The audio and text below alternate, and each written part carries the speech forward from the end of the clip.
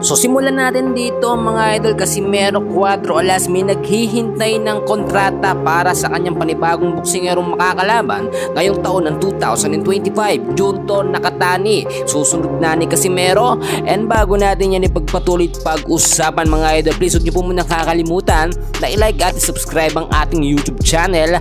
Maraming salamat po. Well mga kaibigan, sobrang inaabangan na ngayon yung mga susunod na laban po ni Casimero Cuadro Alas, kasi nga naman kung titignan ho ninyo, napakaganda nung huling naging laban niya kontra kay Saul Sanchez, no?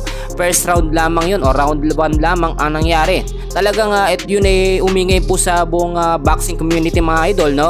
At kahit si Inoue o Naoya Inoue, halimaw ng Japan, ay natakot na lumaban dito sa ating pambato na si Casimero Cuadro Alas. Ngayon ay napag-uusapan ang susunod na boksingero ho na makakalaban ng ating Angas ng Pinas. Hindi nyo ba napapansin sa mismong FB page ni Angas ng Pinas mga idol, araw-araw ho siya nagpo-post ng mga updates sa kanyang pagpa-practice, pag-ensayo. Very often talaga siya, no? Unlike sa ibang mga boksingero, pasikreto yung pagpa-practice, no?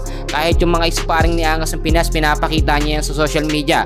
Wala ho siyang nililihim. At eto pa mga kaibigan, napakaganda ng balita natin, no? Junto Nakatani, posibleng susunod na kalaban po, no, nitong si Casimero Cuadro Alas. Marami nagsasabi na malakas daw na boksingero itong si Junto Nakatani. Nung huling laban niya, simula nang umakyat siya ng bantamweight division, 4 na boksingero agad ang sunod-sunod na kanyang pinatumba, no?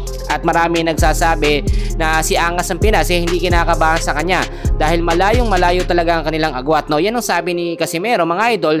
At nung nakaraan lamang ay may laban sana, no, or may nakaschedule sana na laban itong si Junto Nakatani at Naoya Inoue, pero nakansela yon dahil nga po ayaw piliin ni Inoue na labanan ng kapwa niya Hapon, no, na boksingero, which is kung titignan ninyo walang problema dyan. Pero ang magiging problema lamang kung tatanggi itong si Junto Nakatani sa Filipino boxer natin pambato ng Pinas na si Casimero Cuadro Alas. Kung titignan nyo mga idol, etong si Junto Nakatani 5'7 po ang kanyang height, no, at meron na siyang ngayon mga kaibigan, eto si Junto Nakatani meron ng 23 na panalo, no, sa pamamagitan ho ng knockout at 7 ho na desisyon, no.